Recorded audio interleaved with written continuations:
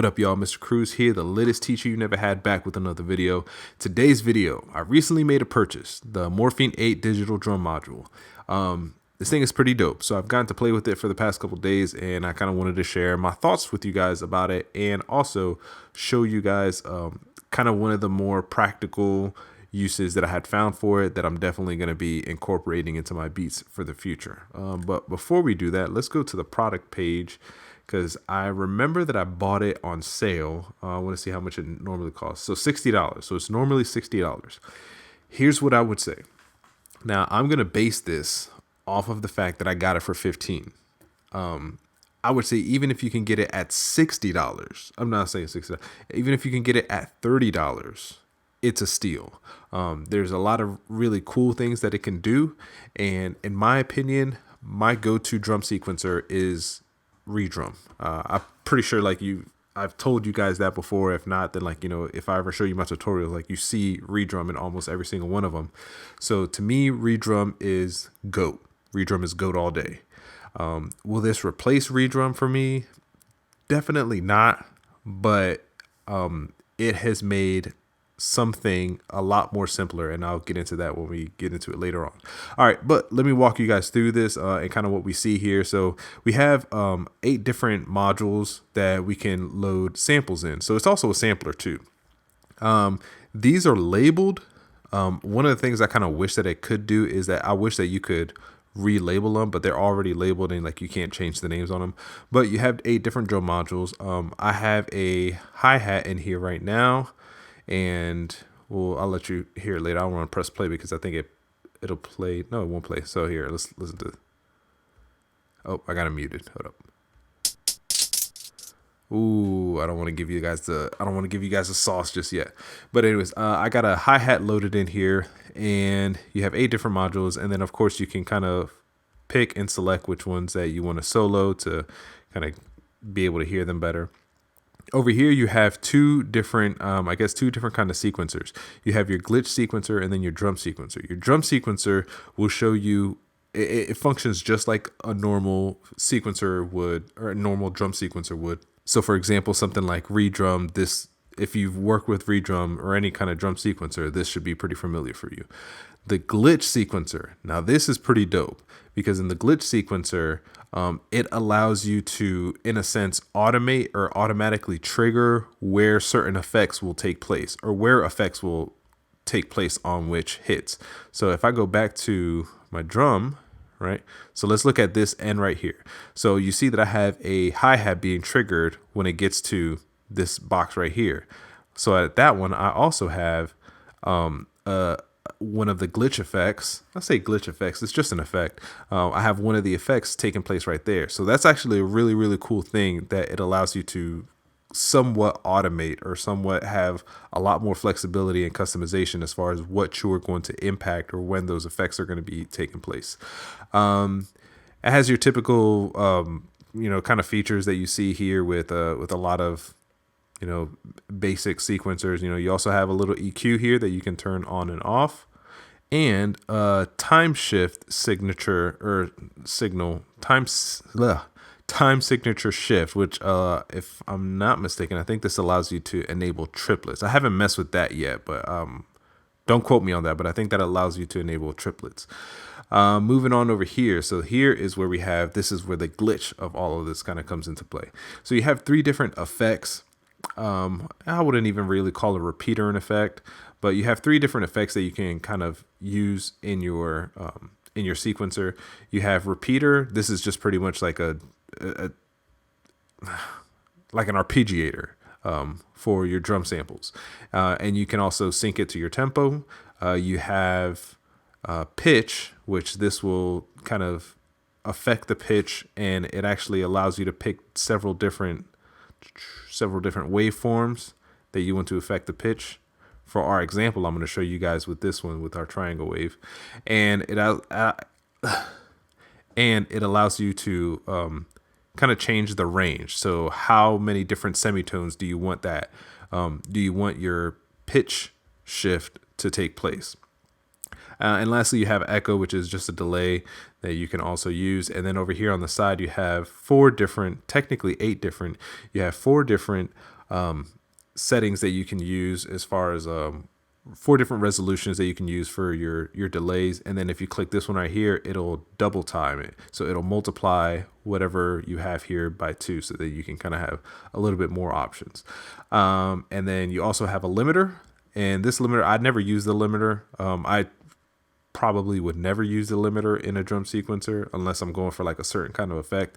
And you have 3 different types of limiters that you have. So the first one is a brick wall limiter. So this is like your really hard clipping limiter. Then you have a soft clip limiter. It's not soft clip, but you have the softer limiter. And then this one is super subtle. Again, I haven't used these. I kind of just read that from the manual. Over here, you have your different steps. So just kind of like in Redrum, you have 64 different steps, and then you like switch between these 2 sequencer windows. And I actually forgot to mention this over here. So you also get a distortion, and then this distortion slider that you can use to add distortion and take it away, I guess, if you want to. So I guess I really had that one on there, so I'm going to leave that one on there. So that's pretty much all that you get. And again, you can use and customize this with each one of these 8 different sequencers that we have in here, or 8 different modules that you can drop samples into. All right, so I'm going to show you guys what I did in order to get a pretty cool sequencer effect. All right, so we're going to start out by checking out this beat, and let's just hit play and listen.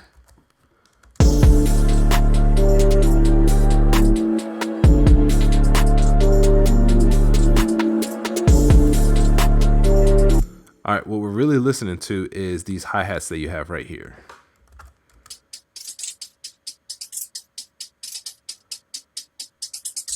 All right, now those hi-hats actually, I threw a phaser effect on it, so that's not a part of the module here, but I'm going to show you something that I had done with my sequencer in order to make these hi-hats so much easier to do. So for starters, I'm going to mute this. All I really did is I kind of set my resolution, and I kind of randomly selected a whole bunch of, like, I knew in general the pattern that I wanted to have, and I just kind of, played around. I mean, you guys know what I'm talking about. So I played around with that. And then after I did that, I went to my glitch sequencer, and I kind of used these sparingly. So when I don't have my glitch sequencer turned on, let me see if I can turn these off. All right, so it doesn't look like I can turn them off. Like, I can't turn just the effects, all of the effects off. I can turn these down, but I don't really want to do that. So for the sake of the tutorial, we'll just kind of, or for the sake of this example, I'm just going to keep going. So I kind of just picked I played around with these knobs and picked a certain repeater and a certain pitch, and the echo, it didn't really impact it as much, but I threw that in there as well. And you do see that I have a limiter on, but this is, I should believe, it's set to 0. Yeah, it's set to 0, so it's not really impacting it at all. And then I threw a little bit of distortion on there. So the whole cool thing about this was, usually, especially when you're making trap beats and you have like those rolling triplets, it's really cool to kind of have that pitch up and down and whatnot. Now, I've recently kind of adopted a way of doing it that requires me to use the NNXT Advanced, and I would manually have to pitch it down and up. So I would literally have to, I don't think I have an example on this one. But if I knew the key of the song, I'm literally, moving these up and down to make sure that they're hitting the exact key that I want them to hit. So with this, it kind of makes it a lot cooler and a lot simpler, because you have this pitch shifter and this pitch adjuster, and you can automate it. Not automate it in the sense of drawing an automation lane, but like you just kind of select it and then you change these 2 settings and you see what you get here. All right, so we're going to listen back to just these hi-hats the way we have them here.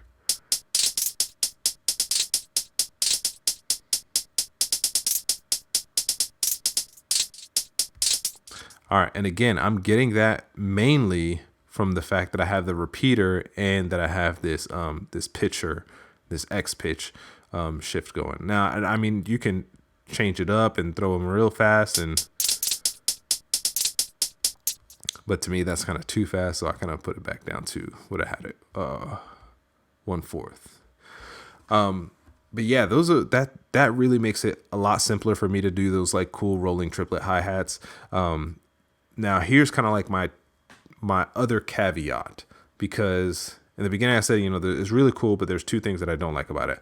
One thing I don't like about it is I don't like that you can't rename these. Now that's not a big deal, because again, I'm basing this off of the fact that I got it for $15. So if it means $15 that I'm like kind of permanently stuck with, these labels, big whoop. The other thing that I don't like about it is, unlike Redrum gives you the option where you can right click and then you can kind of convert your pattern, or you can draw a pattern lane, or you can convert those patterns into automation nodes. This doesn't give you an option to do that. So the workaround that I found is I just pretty much routed my drum module. I routed Morphine 8 into another audio channel or another mixer channel, and then I just kind of recorded it. So again, not a huge deal. It's kind of a minor inconvenience based off of the fact that I got it for $15. If every time that I use this, it means that I have to do that, totally not a big deal, because I can always just create a template that has that wiring or that routing set up automatically. All in all, I've had a blast kind of playing around and figuring stuff out with this. I'm probably going to do a lot more experimentation with this, because I just see a couple different applications that I would like to try out. If you're like me and you're cheap and you're always looking for something new and cool to play with, I would check this out. I'd probably wait for a sale. Then again, like I don't ever really like pay anything. I don't really buy anything at full price. I usually always wait for a sale. But I'm definitely excited that I got this. I was able to land this for $15, because that's a super good deal, especially for the time that it's going to save me with these hi-hats. Anyways, that's what I got for you guys. Hopefully you learned something, and let me know if you do have Morphine 8 and any kind of uses that you've had for it, or if if you're like me and you kind of stick with, Redrum, because Redrum is GOAT, and you kind of are used to it. That's what I got for you guys today. I'll see you guys on the next video. It's your boy, Mr. Cruz.